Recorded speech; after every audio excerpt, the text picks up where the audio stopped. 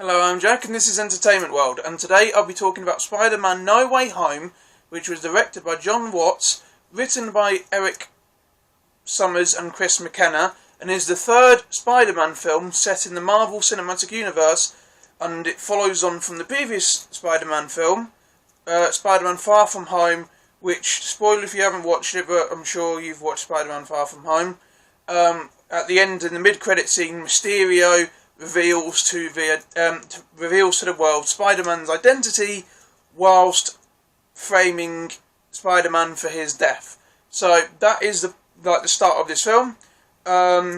This video will be non-spoilers at all. There won't be a spoiler negative section or a spoilers positive section. There will be all non-spoilers, and I will be doing the spoilers in a separate video. Now, I also wanted to get this done by Monday. Unfortunately, that's not going to be the case, but hopefully I'll have it uploaded by Wednesday, very shortly followed with the spoiler review as well. I'm sorry about that, but I'm sorry, that's all I can say really. There's other things preventing me from doing that. However, hope you understand with that, hope you're okay with that, and I still know plenty of people haven't watched it yet, so this review's not, completely out the window, and obviously a spoiler video that can come out whenever really, but I still want to get it done as early as possible. Either way, I'll be starting off with this review now, and as I always do, I will be starting off with the negatives because I like to get them out the way so I can then talk about the positives, because especially with this film which has a lot of positives, so I will just be getting the negatives out the way first. Okay, so my first negative is, like with a lot of the films in the MCU, there's a lot of humour. Now, a lot of the humour is good, it works, it's funny, it suits the characters, it suits the situation, and it suits what's going on. So a lot of the humour works and did make me laugh in a lot of it, and I'm happy with that. Although, having said that, there are some bits where you're like, this shouldn't really be a joke, you're having a cool moment here, don't put a joke in, like one of the ones being the trailer, which some people liked, some people didn't, is when he goes, oh by the way, even though this is non-spoiler, I will be talking about what has been in the trailers, so if it's in the trailer, I will use it as an example, because obviously, it's the trailer, and I know it's like one of the most viewed trailers of all time, so I feel safe in talking about it, but if you're avoiding things, be aware of that. Anyway, so it's like when Spider-Man says, asks Dr. Octavius, what was your name again? He goes, Dr. Otto Octavius, and they laugh, what's your actual name? There's a few moments like that throughout the film where it's sort of like, didn't really need to be a joke here, bit inappropriate, bad timing, but overall, a lot of the humour is good, and I'll talk about the humour and the positives. It's just the timing of some of the jokes, the placement of some of the jokes, the delivery of some of the jokes, didn't suit when, how, and why they were said at that specific moment in time in the film, or it dampened what could have been a better moment had they not done the joke. What was your name again? Dr. Otto Octavius. Wait, no, seriously, what's your actual name? So that is all I want to say about that in terms of a negative. One of the other negatives is, this film has some weird editing in certain places. A lot of the editing is great, especially the action sequences is really cool, but there's a few moments between dialogue where the editing's not great. And one example is, now this is a teeny weeny, you could argue, little bit of a spoiler. Nothing major, don't click off, it's not like I'm saying anything that happens or anything like that. It's just that, in the trailer when Spider-Man goes to see Doctor Strange for the first time, and he's like, I hope you could make everybody, make Spider-Man, so Mysterio never revealed my identity, that whole bit. And he says, sir, he says, please, we saved half the universe together. I think we're beyond you calling me sir. And of course, then Peter says, okay, Stephen. And Doctor Strange is like, that feels weird, but I'll allow it. In the trailer, he pauses for a second, like he's processing it. Whereas in the final cut, he doesn't. It just goes straight into him calling him, okay, Stephen. That feels weird, but I'll allow it. And it feels really jarred, like it's such a bad cut edit, because then once he said it, and then cuts back to the conversation as is, and it feels like they actually wanted to either remove the scene, the clip of him saying, the specific shot of him going, that feels weird, but I'll allow it. It's like they wanted to cut that specific, just that like frame out of him saying that, and just have the conversation follow after Peter calls him Stephen. But they only sort of forgot to cut the whole thing out, because they just sort of cut the pause out.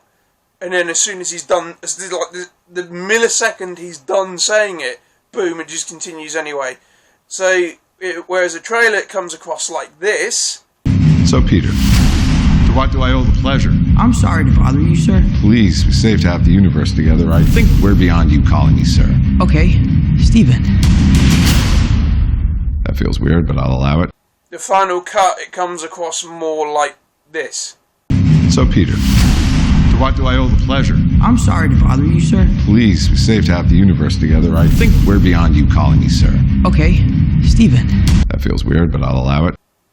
And it's such a very jarred edit. It's a very specific example in my mind on why the editing in a three places is a bit weird.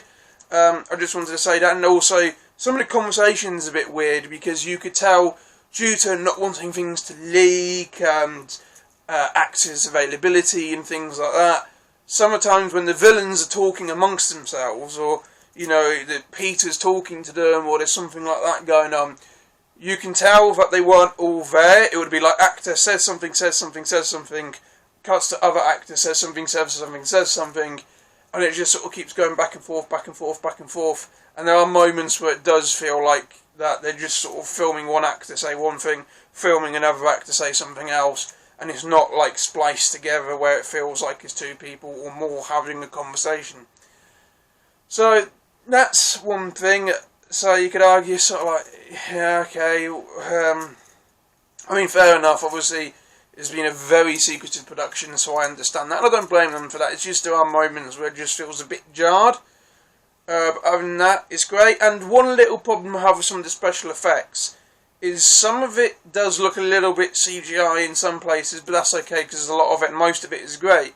One of my bigger problems is sometimes when things are placed, so obviously like Jamie Foxx is not flying in the sky with like electricity coming off him, even though him flying's good, like the sky's great, and him like with the electricity looks good.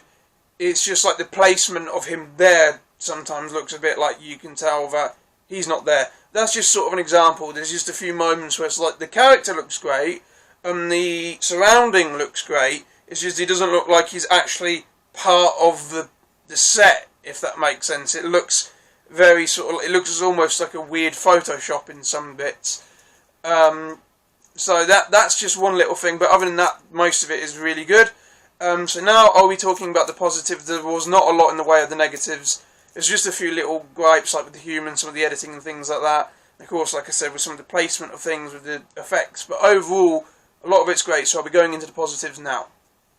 Okay, so obviously, the cast for this film, pretty big. So obviously, Tom Holland's back, Zendaya's back, Jason Batalon's back, from the previous ones. You got Marissa Tomei as Aunt May back. You got Jon Favreau as Happy back. You have the actor who plays Flash Thompson, whose name I don't know, but I'll put here. He's back. You have some of the teachers from the previous films. They're back. You have like Doctor Strange is in it. Wong is in it. So everybody who's from the MCU's like back in there is great. Tom Holland gives his best performance as Spider-Man. He's fantastic in this film. Like he does a really good job. It's kind of like, I don't want to say scary how good he is, but he does such an like perfect job. You know, whatever emotion he needs and whatever scene it is, he does it really well, and that's great. And he's perfect in this film. Zendaya's great again, the best she's been out of these three films. Same with Jacob Batalon, very great. Zendaya's and Tom Holland's chemistry in this film's the best, and they started dating in real life, so that would obviously have an effect on that, for obvious reasons, and it works, it's great. It's very sort of reminiscent of Andrew Garfield and Emma Stone when they were dating, when they did their two films, so their chemistry is really good and works like theirs two did. Jacob Batalon and Tom Holland feel like the closest they've ever been, because obviously they've known each other for a few years now, and they're good friends in real life, so it comes across like that really well in the film. You got quite a good, interesting relationship between Doctor Strange and Spider-Man, because obviously they know each other. As Doctor Strange said, they saved the universe together.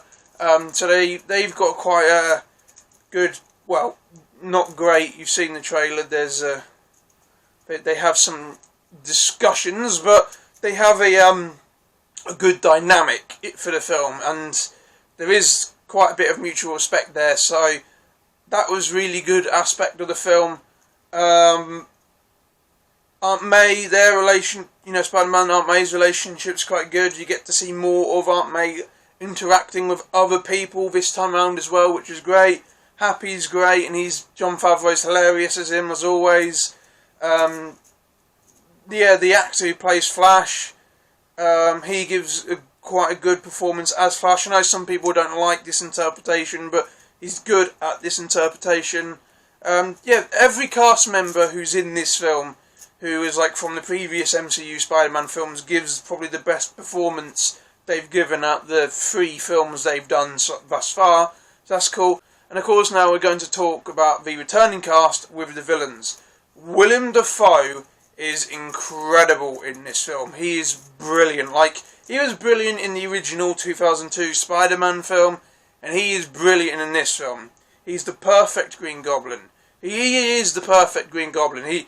He's just so good as the character, and he gets everything right about the character, and you get to see him give a really good performance in this one, where there's a lot of things which would just rely on him and his performance and his acting, and him knowing the character and knowing all the little things which make the character cool.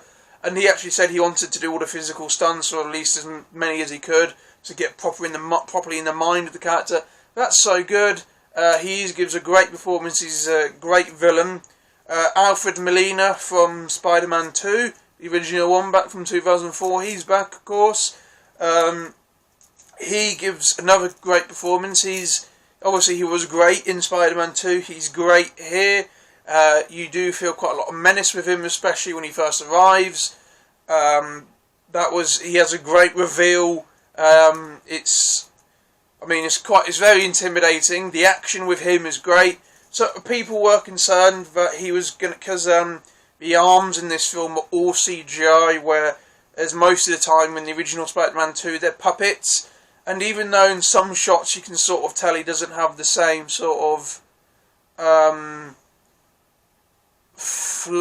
a connection, if that makes sense, and there are some moments where you're like, that doesn't look as there as it did when it's like right next to his head, as it did in Spider-Man 2, because it actually was there at a puppeteer. It does look great, and the CGI is obviously a lot better, because obviously there was CGI in Spider-Man 2. Obviously they didn't throw Alfred Molina and Tobey Maguire around on top of a high-speed moving train on the side of a building or in an abandoned warehouse or anything like that. So obviously there was CGI in the original Spider-Man 2 when they were like properly going for a proper fight scene, but because of obviously how CGI has improved, the fight scenes here between him and Tom Holland are so good, and especially on the bridge, which is a scene in the trailer, which I won't go into the whole fight, but that, because obviously that's a spoiler, I won't do that, but that fight itself is so well done, so well filmed. That has got some great editing choices in that one, actually. And yeah, that scene in particular was one of the best fight scenes at the film. I really enjoyed that. Jamie Foxx is back as Electro. Great as Electro, brilliant. I actually think I never blamed him for Electro in Amazing Spider-Man 2. I felt like the faults with that character were writing choices. I didn't think that was necessarily the actor's fault, because I think he acted it well. I just think he just came across so stereotypical and nerdy and Kirsten Wiig as Cheetah in Wonder Woman 1984. It's like that same thing where you just you find it too over the top, so it comes across over the top. But the performances were good by both people. So he's great. He's got the new look. That's cool. Thomas Hayden Church is back as Sandman from the original Spider-Man 3. Good performance as well. And obviously Rhys Ifans back as the Lizard. He's cool. So the returning villains are really good in the film. They look great. The action scenes with them are really cool. And yeah, I did really enjoy the returning cast. The whole cast really do a brilliant job, and I can't praise them enough. The action is the best as well from the live action Spider-Man Marvel Cinematic Universe films.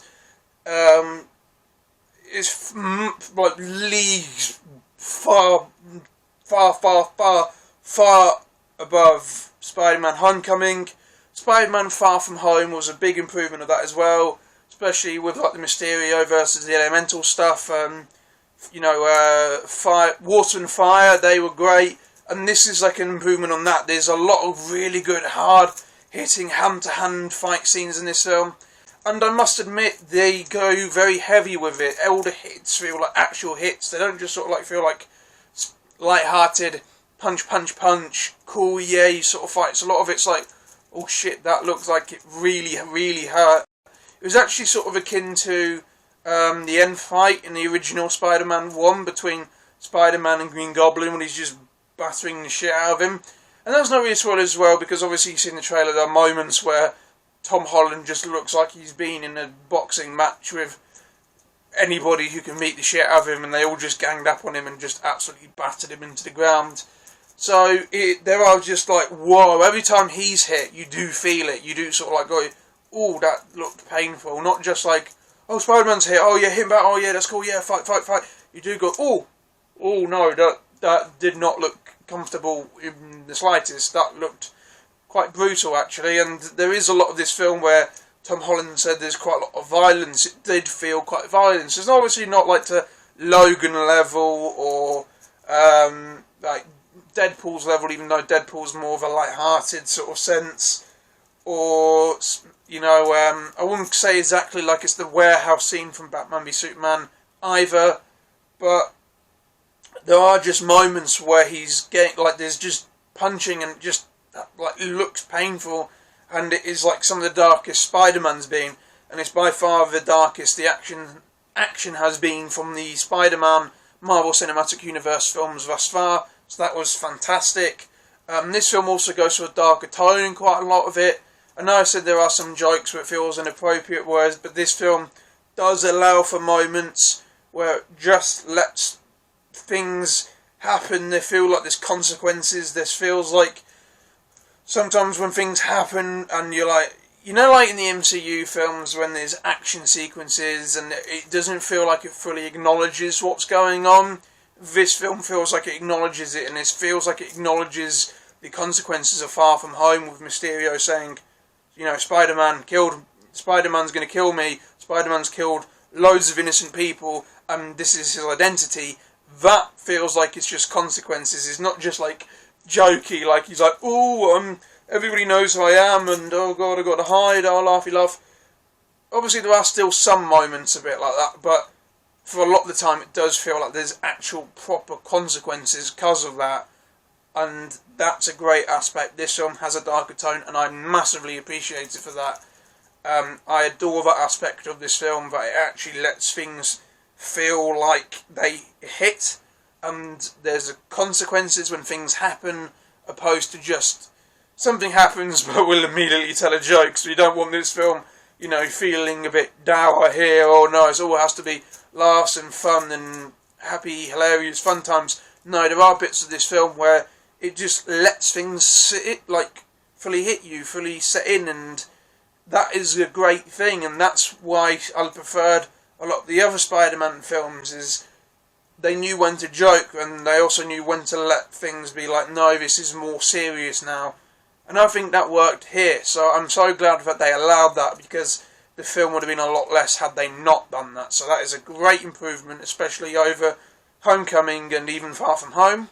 Having said that though, even though it was a bit negative in terms of like, sometimes it wasn't a good time, the humour in this film was also really good as well. There was lots of moments where I laughed out loud, and I was happy with that. I was happy with a lot of the jokes.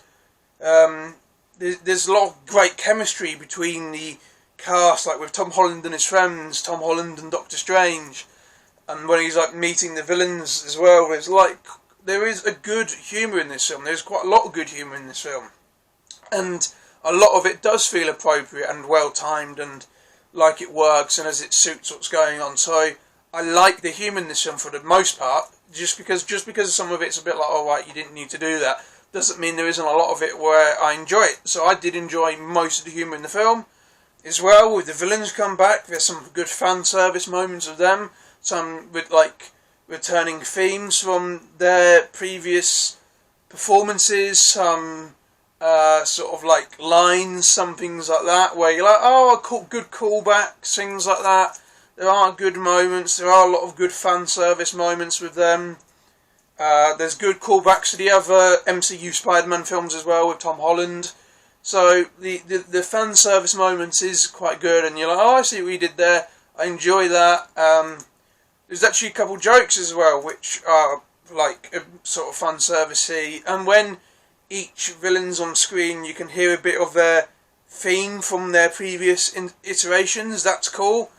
Sorry if you consider that a little bit minor spoiler, but when they showed Doc Ock in a small clip, you could hear his theme. It's very brief, but I like that sort of thing where you can hear their motif for a bit, and it's like, yeah, that's a good idea, because it, like, as well, obviously you see them, so you know who they are.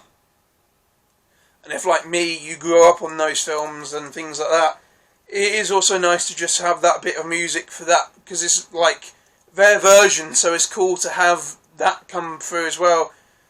And it does suit it, so that was just nice to see.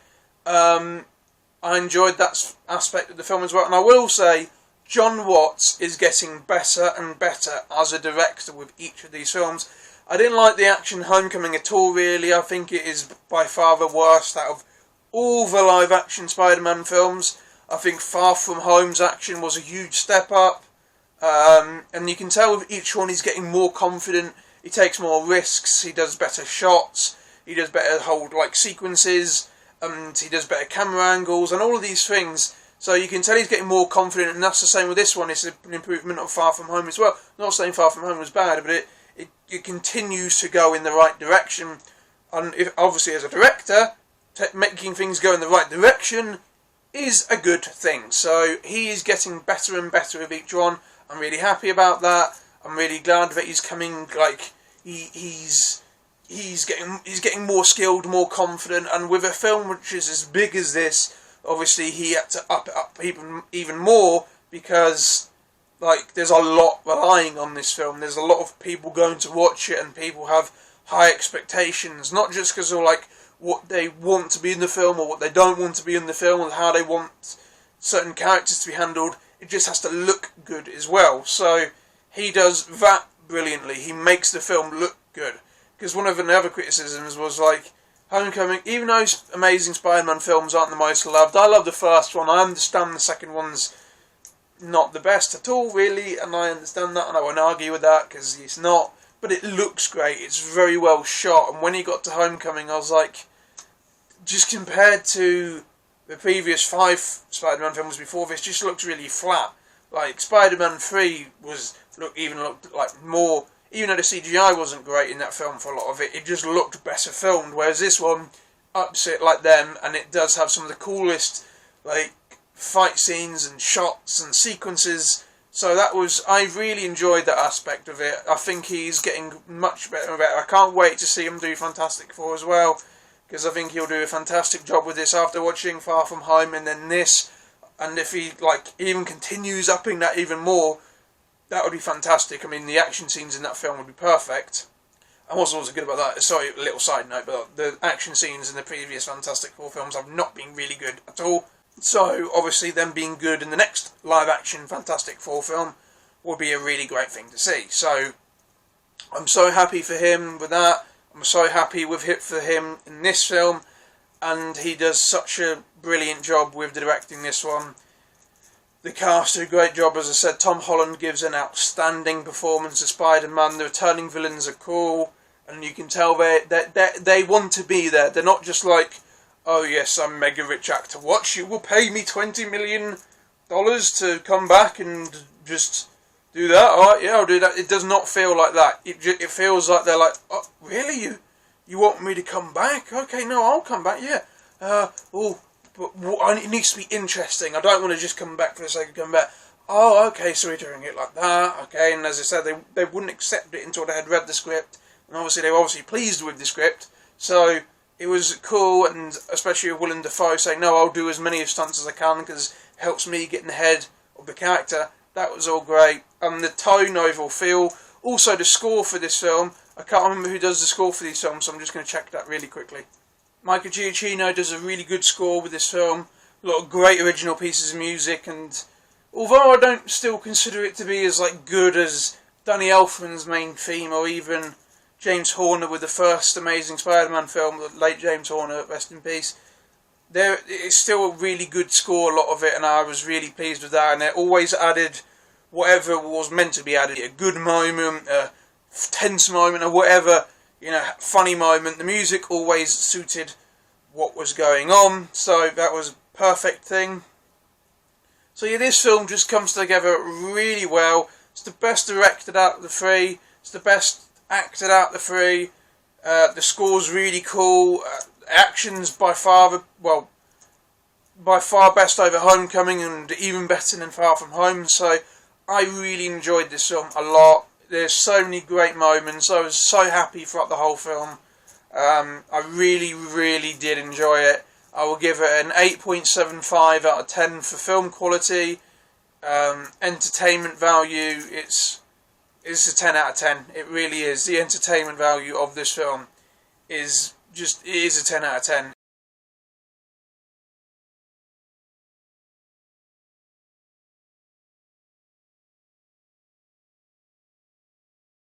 The entertainment value is a 10 out of 10. Honestly, it is such a good film. There are the things holding it back for me, just a few things, so it's 8.75, but overall, it is brilliant. It is an achievement, and go watch it if you haven't. I mean, if you haven't, why haven't you? But if you haven't, do go watch it. And if you have watched it, you know that it's so good. You know how fun it is. You know how thrilling it is. So just go watch it again. Probably want to watch it again. So go watch it again. Yeah. Thank you for watching this video. I hope you enjoyed it. I hope you don't think I've spoiled anything, because I don't feel like I have. I just I'm trying to talk about some things without elaborating on things too much. But yeah. Also, I did just want to say really quickly that the fight scene between Doctor Strange and Spider-Man is also one of the best things in the whole MCU. So that was great. But overall, this film's amazing, brilliantly directed. Everything about it's great, so definitely go watch it. Go watch it more than once. I hope you enjoyed this video. If you did, please do like, and I would appreciate that. And if you didn't like it, and for whatever reasons, please also tell me why, and I'll try and improve upon things. So, thank you for this, and I'll try and get this as finished and uploaded as soon as I possibly can. Hopefully it will just be within the next couple of days, and it'll be all good, and it'll be up there. I've still got the Suicide Squad video to upload, but as soon as I've uploaded that, I'll be uploading this. So anyway, thank you for watching. I hope you did enjoy this video, and I do hope to see you in my next video as well. Thank you for watching. Goodbye.